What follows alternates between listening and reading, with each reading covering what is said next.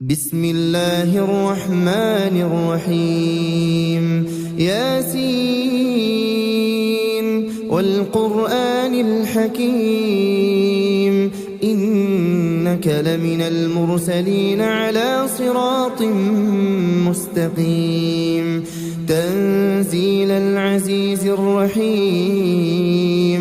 لتنذر قوما ما أنذر آباؤهم فهم غافلون لقد حق القول على أكثرهم فهم لا يؤمنون إنا جعلنا في أعناقهم أغلالا فهي إلى الأذقان فهم مقمحون وجعلنا من بين أيديهم سدا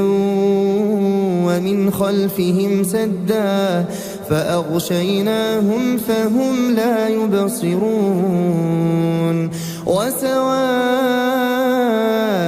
عليهم أأنذرتهم أم لم تنذرهم لا يؤمنون إنما تنذر من اتبع الذكر وخشي الرحمن بالغيب فبشره بمغفرة وأجر كريم إنا نحن نحيي الموتى ونكتب ما قدموا وآثارهم وكل شيء أحصيناه في إمام مبين واضرب لهم مثلا أصحاب القرية إذ جاءها المرسلون إذ أرسلنا إليهم اثنين فكذبوهما فعززنا بثالث فقالوا إنا إليكم مرسلون قالوا ما أنتم إلا بشر مثلنا وما أنزل الرحمن من شيء إن أنتم إلا تكذبون قالوا ربنا يعلم إنا إليكم لمرسلون وما علينا إلا البلاغ المبين قالوا إنا تطيرنا بكم لئن لم تنتهوا لنرجمنكم وليمسنكم منا عذاب أليم قالوا طائركم معكم أئن ذكرتم بل أنتم قوم مسرفون وجاء من أقصى المدينة رجل يسعى قال يا قوم اتبعوا المرسلين اتبعوا من لا يسألكم أجرا وهم مهتدون وما لي لا أعبد الذي فطرني وإليه ترجعون أأتخذ من دونه آلهة إن يردني الرحمن بضر لا تغن عني شفاعتهم شيئا ولا ينقذون إني إذا لفي ضلال مبين إني آمنت بربكم فاسمعون قيل ادخل الجنة قال يا ليت قومي يعلمون بما غفر لي ربي وجعلني من المكرمين وما أنزلنا على قومه من بعده من جند من السماء وما كنا منزلين إن كانت إلا صيحة واحدة فإذا هم خامدون يا حسرة على العباد ما يأتيهم من رسول إلا كانوا به يستهزئون ألم يروا كم أهلكنا قبلهم من القرون أنهم إليهم لا يرجعون وإن كل لما جميع لدينا محضرون وآية لهم الأرض الميتة أحييناها وأخرجنا منها حبا فمنه يأكلون وجعلنا فيها جنات من نخيل وأعناب وفجرنا فيها من العيون ليأكلوا من ثمره وما عملته أيديهم أفلا يشكرون سبحان الذي خلق الأزواج كلها مما تنبت الأرض ومن أنفسهم ومما لا يعلمون وآية لهم الليل نسلخ منه النهار فإذا هم مظلمون والشمس تجري لمستقر لها ذلك تقدير العزيز العليم والقمر قدرناه منازل حتى عاد كالعرجون القديم لا الشمس ينبغي لها أن تدرك القمر ولا الليل سابق النهار وكل في فلك يسبحون وآية لهم أنا حملنا ذريتهم في الفلك المشحون وخلقنا لهم من مثله ما يركبون وإن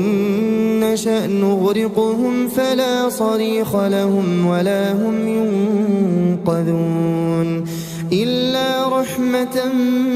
منا ومتاعا إلى حين وإذا قيل لهم اتقوا ما بين أيديكم وما خلفكم لعلكم ترحمون وما تأتيهم من آية من آيات ربهم إلا كانوا عنها معرضين وإذا قيل لهم أنفقوا مما رزقكم الله قال الذين كفروا للذين آمنوا أنطعم من لو يشاء الله أطعمه إن أنتم إلا في ضلال مبين ويقولون متى هذا الوعد إن كنتم صادقين ما ينظرون إلا صيحة واحدة تأخذهم وهم يخصمون فلا يستطيعون توصية ولا إلى أهلهم يرجعون ونفخ في الصور فإذا هم من الأجداث إلى ربهم ينسلون قالوا يا ويلنا من بعثنا من مرقدنا هذا ما وعد الرحمن وصدق المرسلون إن كانت إلا صيحة واحدة فإذا هم جميع لدينا محضرون فاليوم لا تظلم نفس شيئا ولا تجزون إلا ما كنتم تعملون إن أصحاب الجنة اليوم في شغل فاكهون وأزواجهم في ظلال على الأرائك متكئون لهم فيها فاكهة ولهم ما يدعون سلام قولا من رب رحيم وامتازوا اليوم أيها المجرمون ألم أعهد إليكم يا بني آدم ألا تعبدوا الشيطان إنه لكم عدو مبين وأن اعبدوني هذا صراط مستقيم ولقد أضل منكم جبلا كثيرا أفلم تكونوا تعقلون هذه جهنم التي كنتم توعدون اصلوها اليوم بما كنتم تكفرون اليوم نختم على أفواههم وتكلمنا أيديهم وتشهد أرجلهم بما كانوا يكسبون ولو نشاء لطمسنا على أعينهم فاستبقوا الصراط فأنى يبصرون ولو نشاء لمسخناهم على مكانتهم فما استطاعوا مضيا ولا يرجعون ومن نعمره ننكسه في الخلق أفلا يعقلون وما علمناه الشعر وما ينبغي له إن هو إلا ذكر وقرآن مبين لينذر من كان حيا ويحق القول على الكافرين أولم يروا أنا خلقنا لهم مما عملت أيدينا أنعاما فهم لها مالكون وذللناها لهم فمنها ركوبهم ومنها يأكلون ولهم فيها منافع ومشارب أفلا يشكرون واتخذوا من دون الله آلهة لعلهم ينصرون لا يستطيعون نصرهم وهم لهم جند محضرون فلا يحزنك قولهم إنا نعلم ما يسرون وما يعلنون أولم ير الإنسان أنا خلقناه من نطفة فإذا هو خصيم مبين وضرب لنا مثلا ونسي خلقه قال من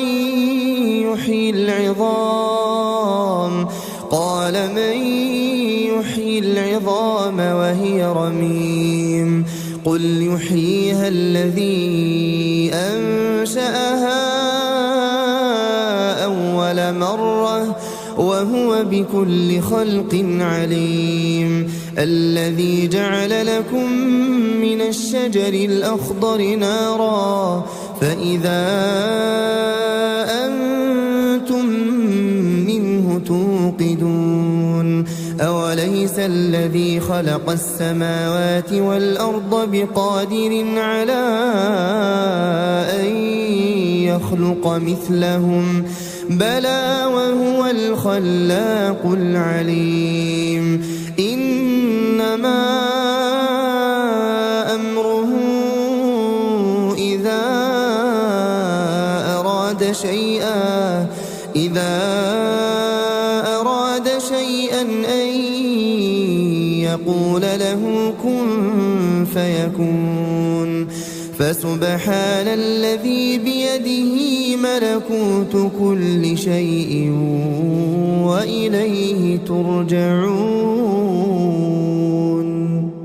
بسم الله الرحمن الرحيم. الرحمن علم القرآن خلق الإنسان علمه البيان. الشمس والقمر بحسبان والنجم والشجر يسجدان. والسماء رفعها ووضع الميزان ألا تطغوا في الميزان وأقيموا الوزن بالقسط ولا تخسروا الميزان. والأرض وضعها للأنام فيها فاكهة والنخل ذات الأكمام والحب ذو العصف والريحان. فبأي آلاء ربكما تكذبان؟ خلق الإنسان من صلصال كالفخار وخلق الجان من مارج من نار. فبأي آلاء ربكما تكذبان؟ رب المشرقين ورب المغربين. فبأي آلاء ربكما تكذبان؟ مرج البحرين يلتقيان بينهما برزخ لا يبغيان. فبأي آلاء ربكما تكذبان؟ يخرج منهما اللؤلؤ والمرجان. فبأي آلاء ربكما تكذبان؟ وله الجوار المنشآت في البحر كالأعلام. فبأي آلاء ربكما تكذبان؟ كل من عليها فان ويبقى وجه ربك ذو الجلال والإكرام. فبأي آلاء ربكما تكذبان؟ يسأله من في السماوات والأرض كل يوم هو في شأن. فبأي آلاء ربكما تكذبان؟ سنفرغ لكم أيها الثقلان. فبأي آلاء ربكما تكذبان؟ يا معشر الجن والإنس إن استطعتم أن تنفذوا من أقطار السماوات والأرض فانفذوا لا تنفذون إلا بسلطان. فبأي آلاء ربكما تكذبان؟ يرسل عليكما شواظ من نار ونحاس فلا تنتصران. فبأي آلاء ربكما تكذبان؟ فإذا انشقت السماء فكانت وردة كالدهان. فبأي آلاء ربكما تكذبان؟ فيومئذ لا يسأل عن ذنبه إنس ولا جان. فبأي آلاء ربكما تكذبان؟ يعرفون بسيماهم فيؤخذ بالنواصي والأقدام فبأي آلاء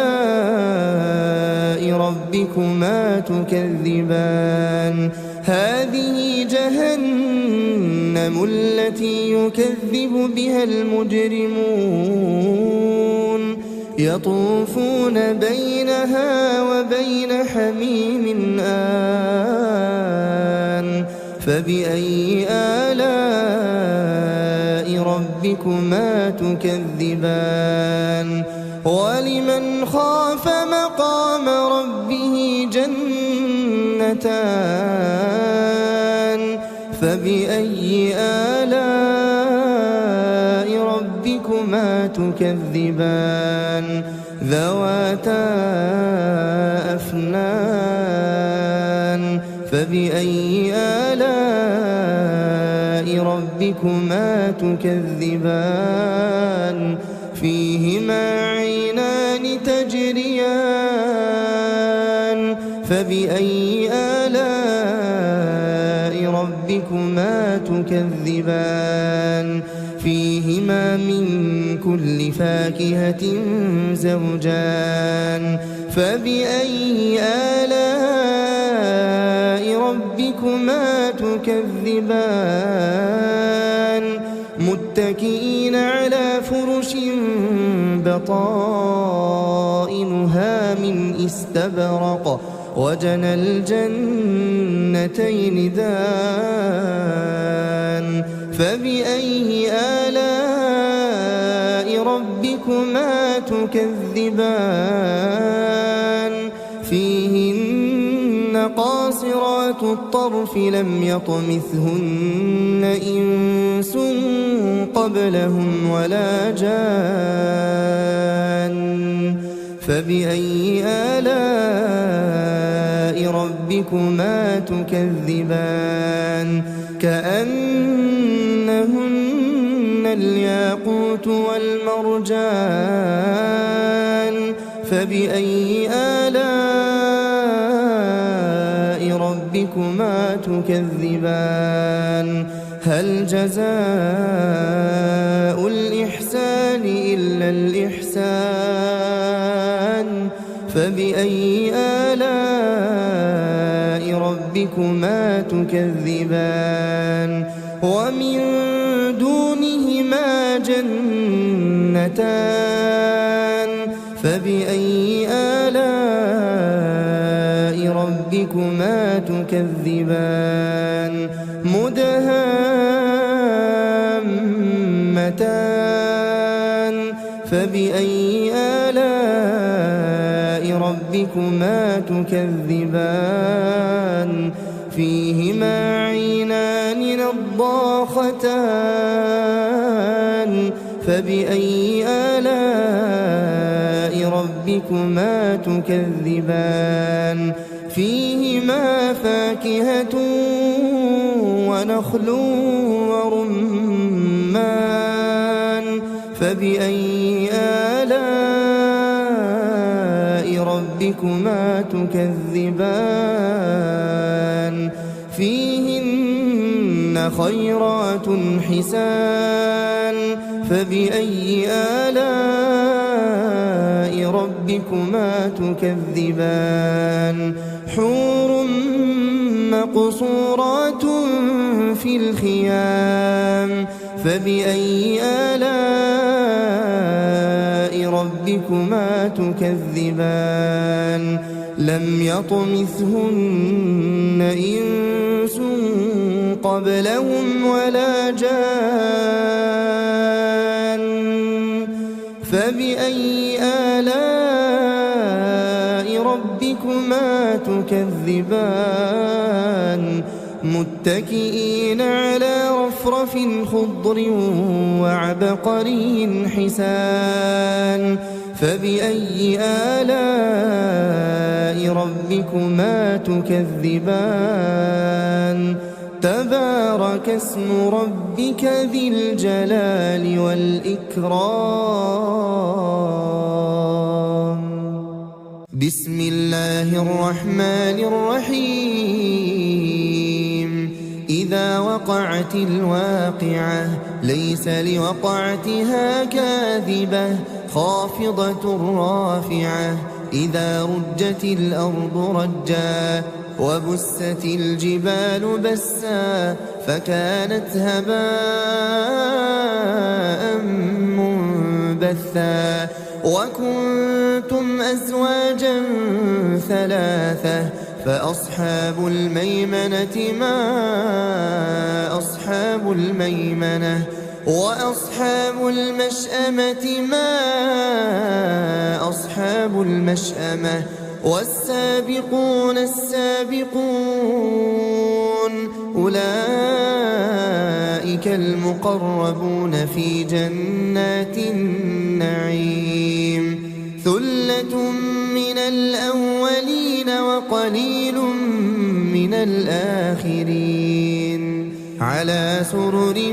موضونة متكئين عليها متقابلين يطوف عليهم ولدان مخلدون بأكواب وأباريق وكأس من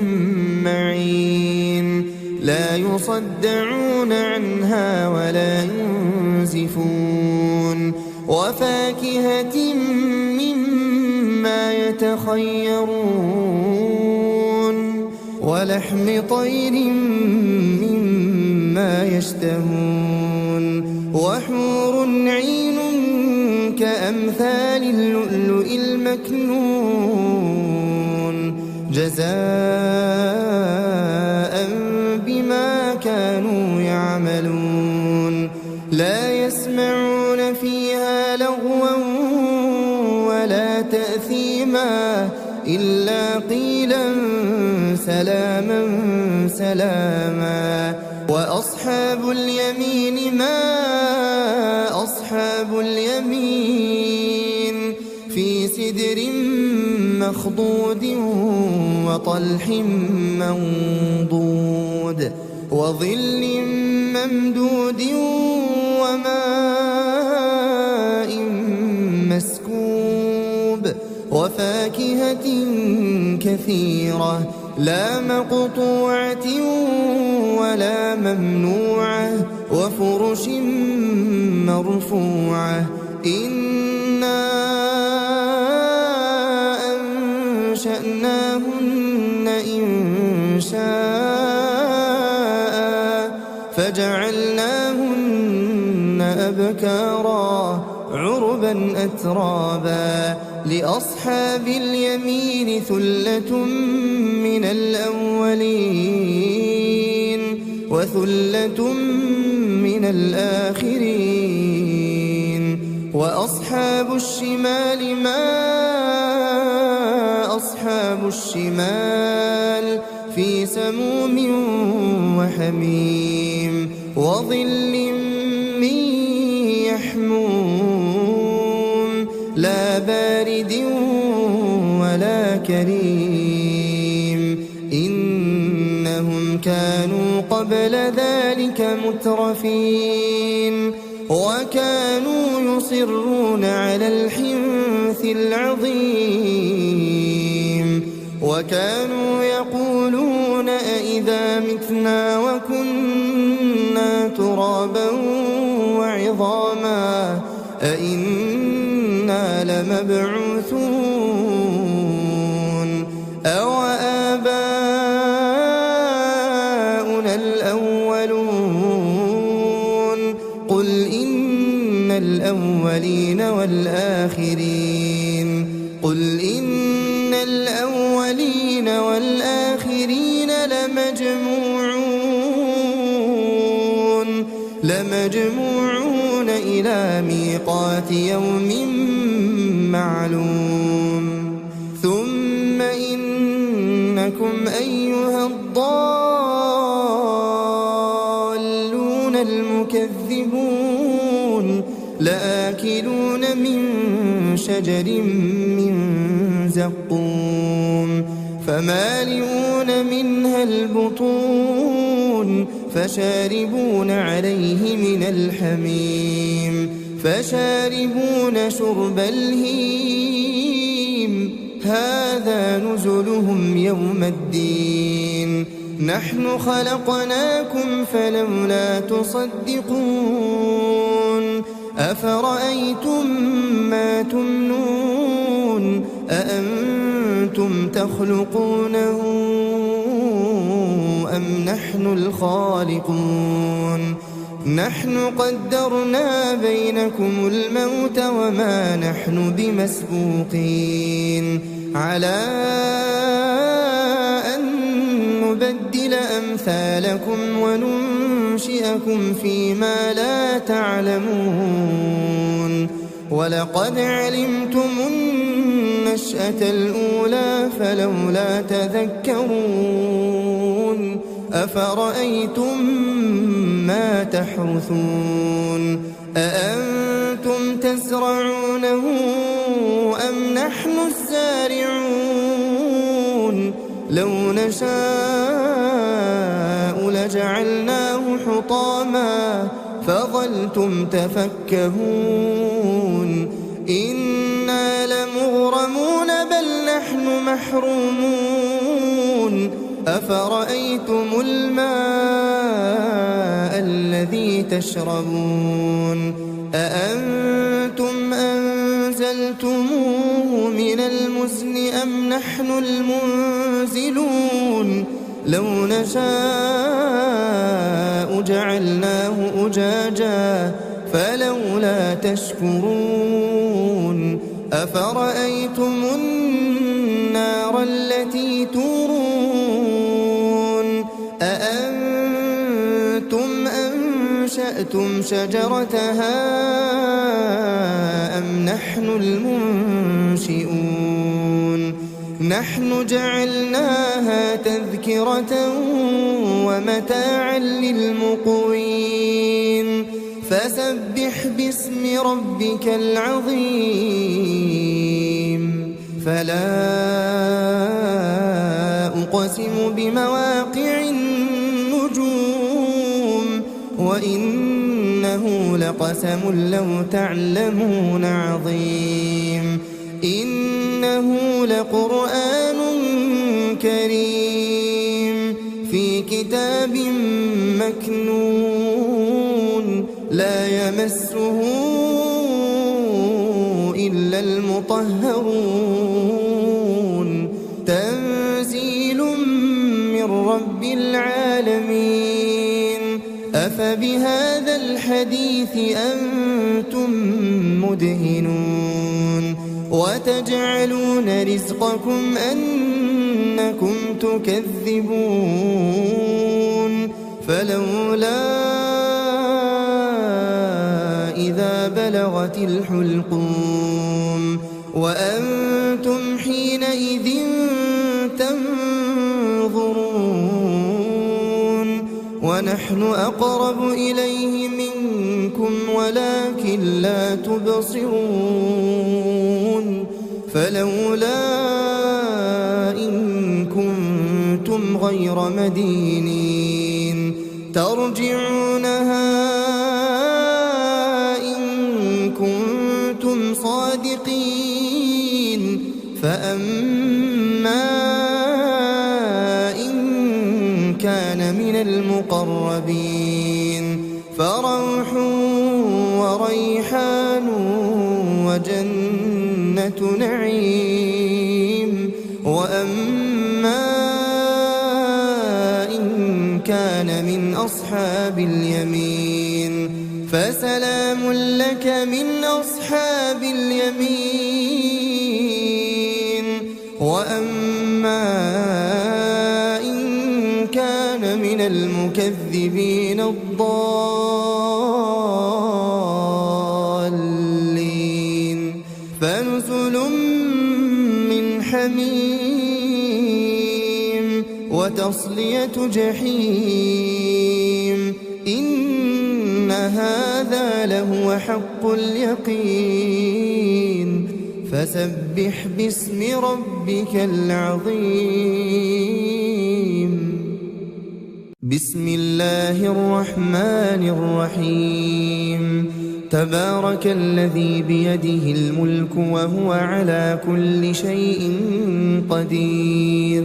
الذي خلق الموت والحياة ليبلوكم أيكم أحسن عملا وهو العزيز الغفور الذي خلق 7 سماوات طباقا ما ترى في خلق الرحمن من تفاوت فارجع البصر هل ترى من فطور ثم ارجع البصر كرتين ينقلب إليك البصر خاسئا وهو حسير ولقد زينا السماء الدنيا بمصابيح وجعلناها رجوما للشياطين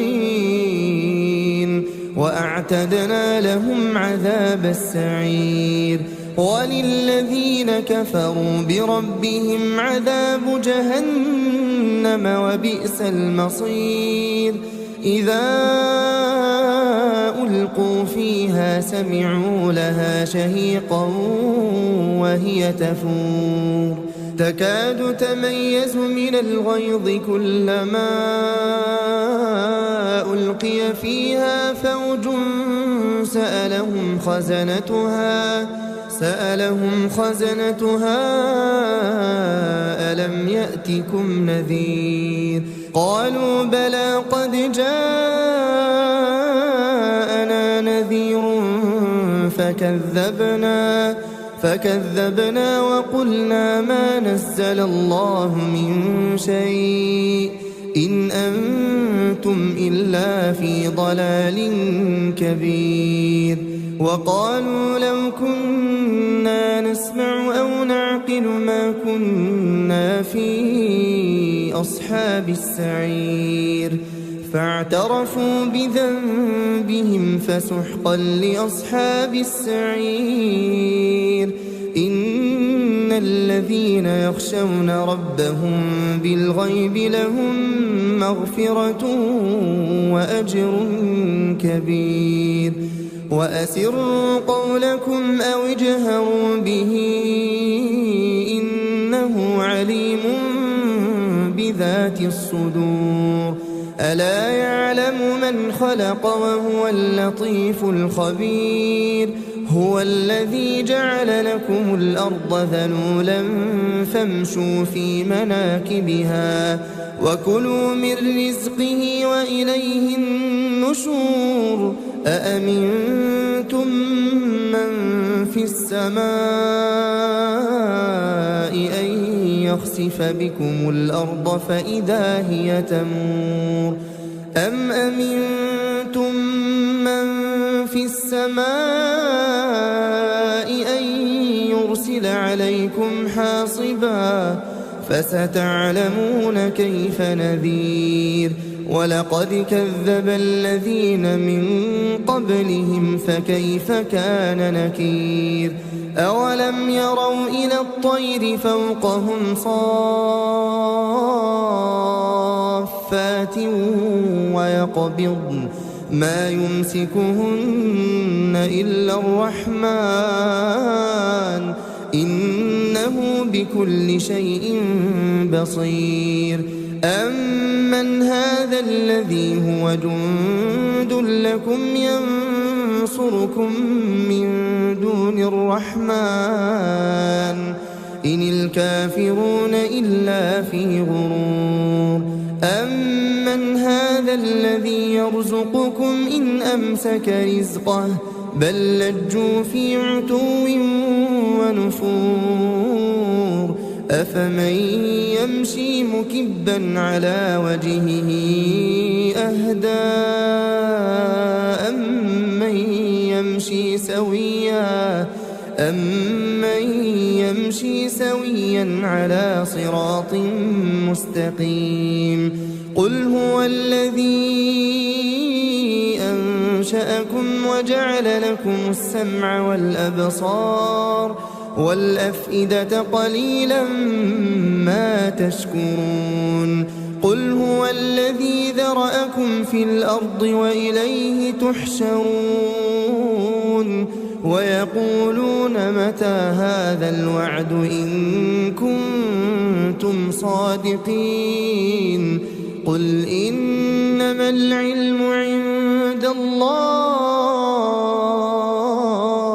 وإنما أنا نذير مبين فلما رأوه زلفة سيئت وجوه الذين كفروا وقيل هذا الذي كنتم به تدعون قل أرأيتم إن أهلكني الله ومن معي أو رحمنا فمن يجير الكافرين من عذاب أليم قل هو الرحمن آمنا به وعليه توكلنا فستعلمون من هو في ضلال مبين قل أرأيتم إن أصبح ماؤكم غورا فمن يأتيكم بماء معين بسم الله الرحمن الرحيم ياسين والقرآن الحكيم إنك لمن المرسلين على صراط مستقيم تنزيل العزيز الرحيم لتنذر قوما ما أنذر آباؤهم فهم غافلون لقد حق القول على أكثرهم فهم لا يؤمنون إنا جعلنا في أعناقهم أغلالا فهي إلى الأذقان فهم مقمحون وجعلنا من بين أيديهم سدا ومن خلفهم سدا فأغشيناهم فهم لا يبصرون وسواء عليهم أأنذرتهم أم لم تنذرهم لا يؤمنون إنما تنذر من اتبع الذكر وخشي الرحمن بالغيب فبشره بمغفرة وأجر كريم إنا نحن نحيي الموتى ونكتب ما قدموا وآثارهم وكل شيء أحصيناه في إمام مبين واضرب لهم مثلا أصحاب القرية إذ جاءها المرسلون إذ أرسلنا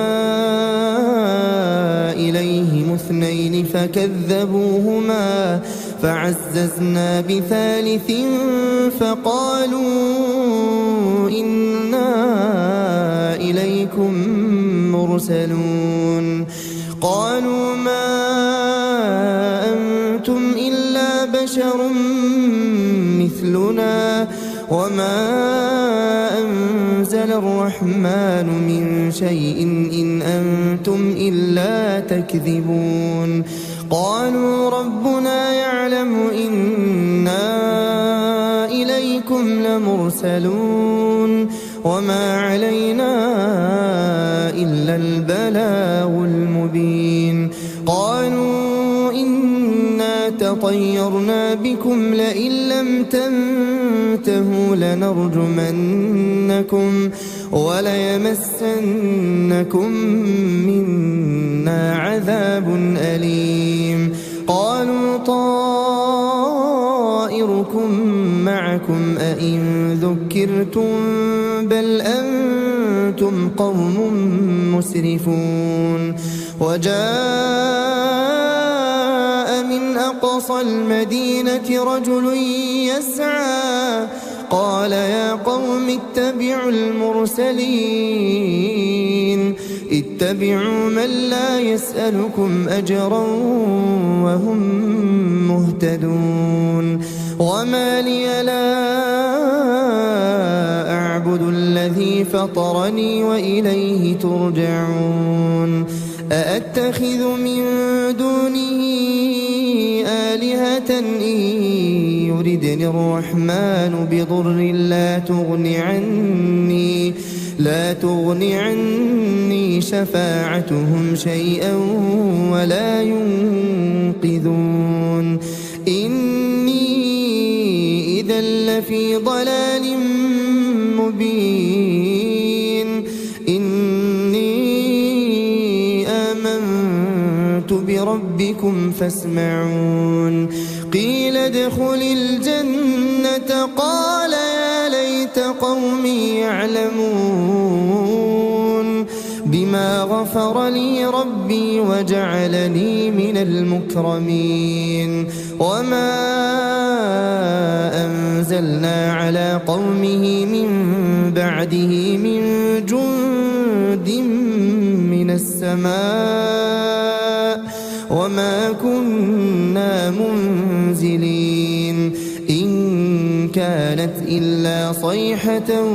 واحدة فإذا هم خامدون يا حسرة على العباد ما يأتيهم من رسول إلا كانوا به يستهزئون ألم يروا كم أهلكنا قبلهم من القرون أنهم إليهم لا يرجعون وإن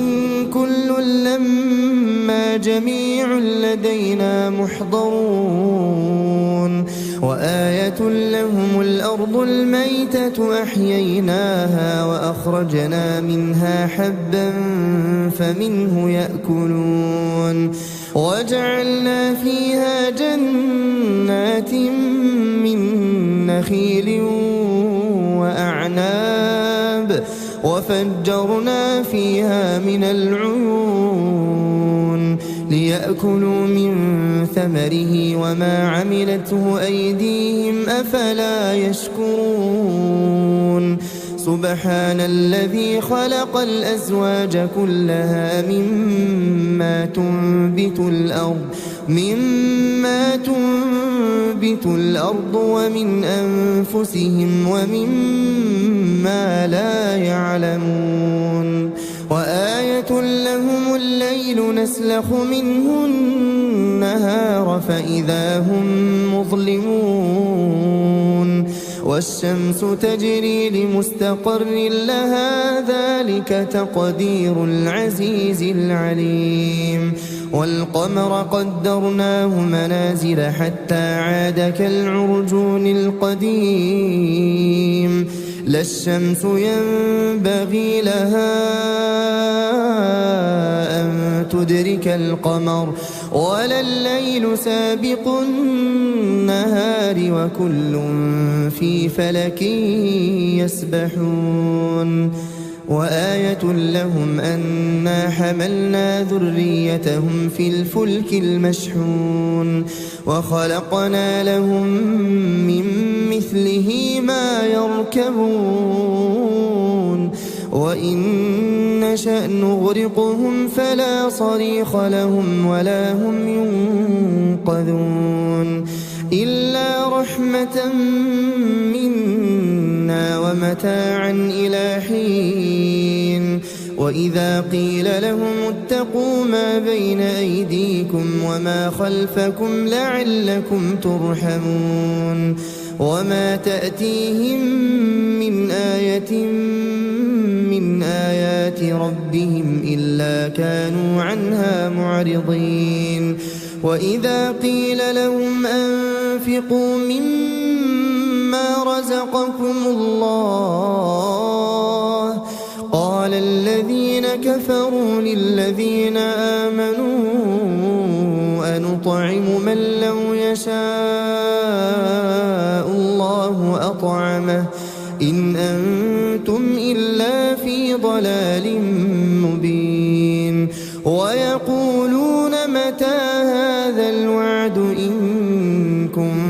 كنتم صادقين ما ينظرون إلا صيحة واحدة تأخذهم وهم يخصمون فلا يستطيعون توصية ولا إلى أهلهم يرجعون ونفخ في الصور فإذا هم من الأجداث إلى ربهم ينسلون قالوا يا ويلنا من بعثنا من مرقدنا هذا ما وعد الرحمن وصدق المرسلون إن كانت إلا صيحة واحدة فإذا هم جميع لدينا محضرون فاليوم لا تظلم نفس شيئا ولا تجزون إلا ما كنتم تعملون إن أصحاب الجنة اليوم في شغل فاكهون هم وأزواجهم في ظلال على الأرائك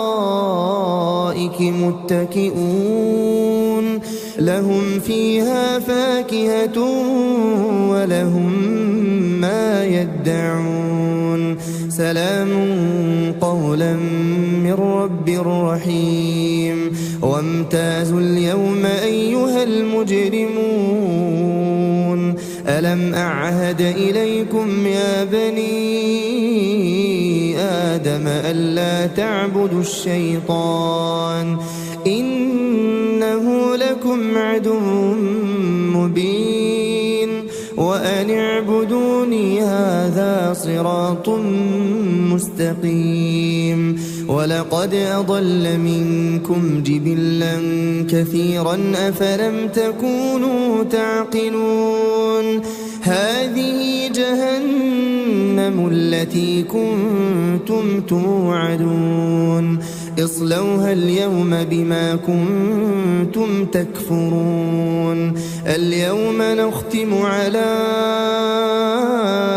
أفواههم وتكلمنا أيديهم وتشهد أرجلهم بما كانوا يكسبون ولو نشاء لطمسنا على أعينهم فاستبقوا الصراط فأنى يبصرون ولو نشاء لمسخناهم على مكانتهم فما استطاعوا مضيا ولا يرجعون ومن نعمره ننكسه في الخلق أفلا يعقلون وما علمناه الشعر وما ينبغي له إن هو إلا ذكر وقرآن مبين لينذر من كان حيا ويحق القول على الكافرين أولم يروا أنا خلقنا لهم مما عملت أيدينا أنعاما فهم لها مالكون وذللناها لهم فمنها ركوبهم ومنها يأكلون ولهم فيها منافع ومشارب أفلا يشكرون واتخذوا من دون الله آلهة لعلهم ينصرون لا يستطيعون نصرهم وهم لهم جند محضرون فلا يحزنك قولهم إنا نعلم ما يسرون وما يعلنون أولم ير الإنسان أنا خلقناه من نطفة فإذا هو خصيم مبين وضرب لنا مثلا نسي خلقه قال من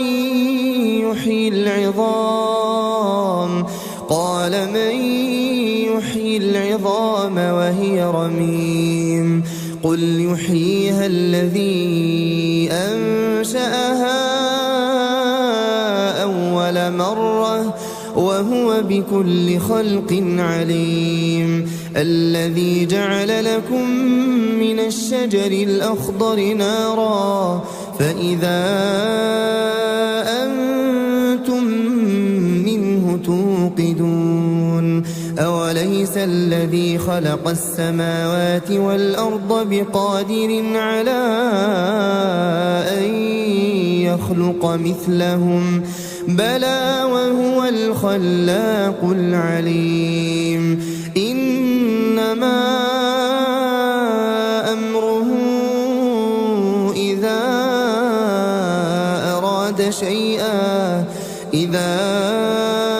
أراد شيئا أن يقول له كن فيكون فسبحان الذي بيده ملكوت كل شيء وإليه ترجعون